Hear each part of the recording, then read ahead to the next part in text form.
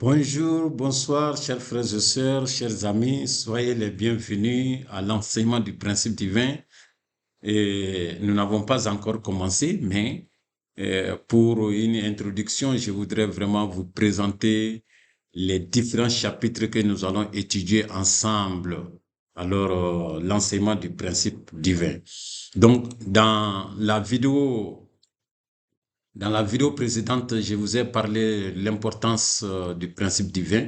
Ceux qui n'ont pas encore écouté ou regardé peuvent vraiment aller regarder ça. Donc, c'est un enseignement, le principe divin, c'est un enseignement du révérend docteur Sam Yamoun.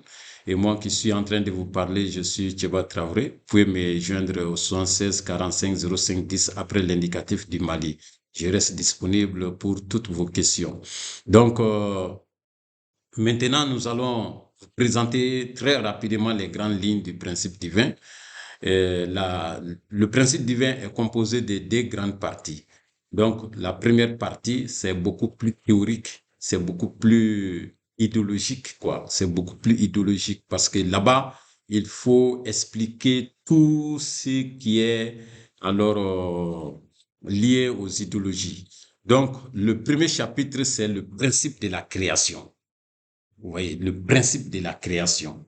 C'est là on enseigne quoi, comment Dieu a créé le monde, de quoi le monde a été fait, c'est-à-dire comment le corps même a été conçu et quelles sont les lois qui gouvernent vraiment l'univers. Ça, ce chapitre est très important. Ne voyez pas seulement le titre, mais le contenu est très riche. Ensuite, nous allons parler de la chute. La chute nous explique le deuxième chapitre, nous explique pourquoi le monde est devenu mauvais, pourquoi il y a des guerres, pourquoi il y a des maladies, pourquoi il y a des pauvretés, ainsi de suite.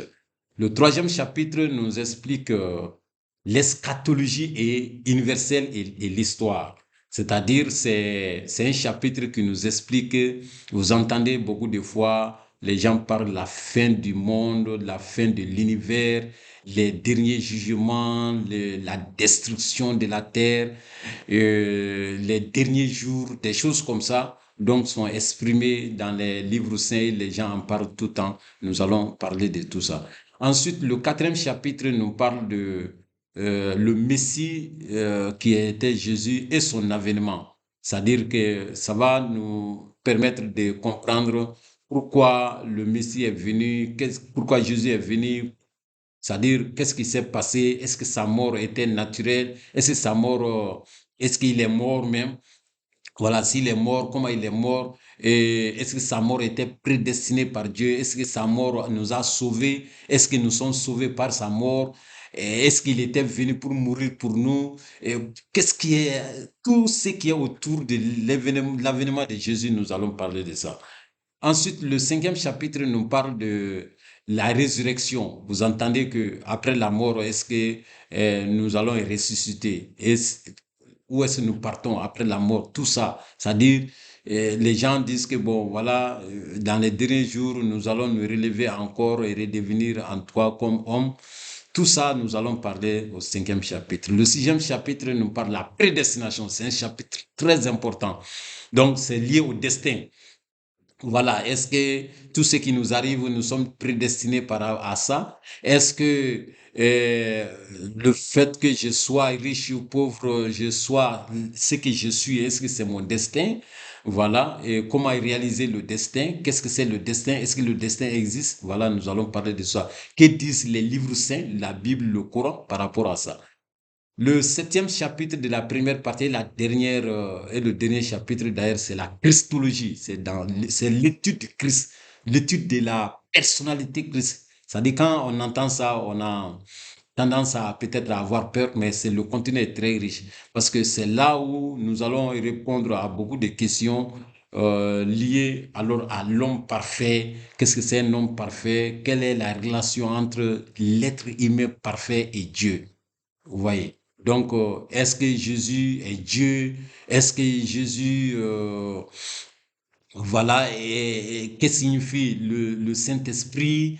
Et qu'est-ce que signifie la Trinité, la Renaissance? Voilà. Donc, nous allons étudier tout ça dans la deuxième, vous m'excusez, voilà, dans la première partie. Donc, la deuxième partie, rapidement, c'est l'introduction à la providence de la restauration. Bon, non. C'est-à-dire que ça, c'est la restauration, pardon. C'est la restauration. La deuxième partie est consacrée, ça, c'est l'histoire maintenant.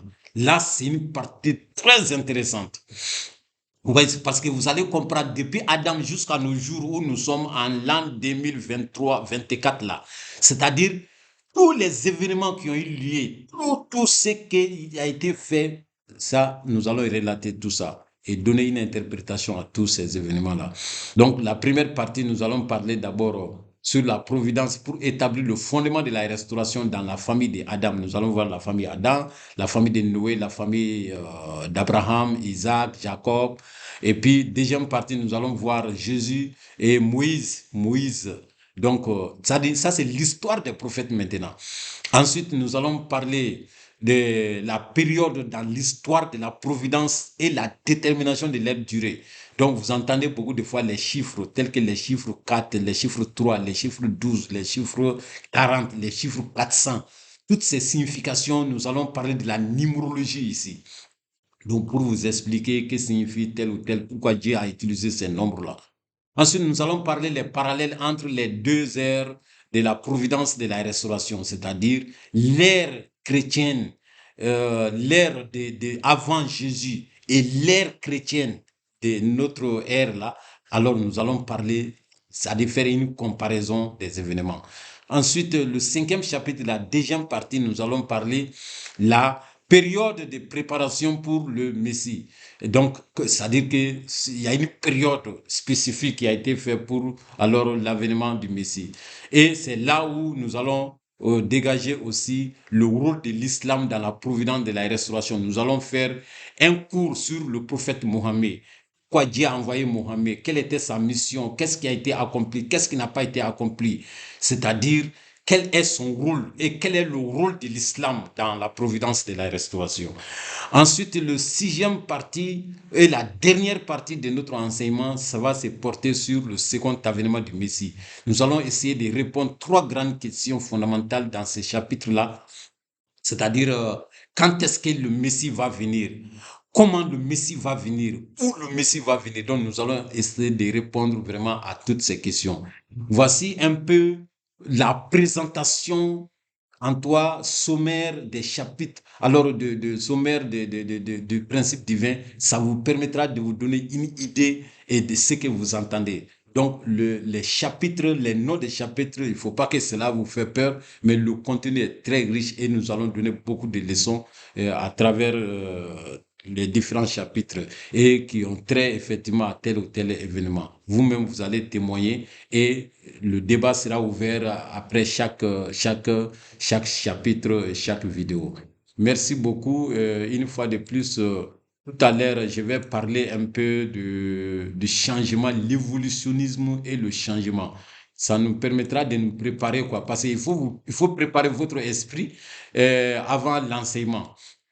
Vous voyez. Donc, tout à l'heure, nous allons parler de ça. Merci beaucoup et que Dieu vous bénisse et à la prochaine.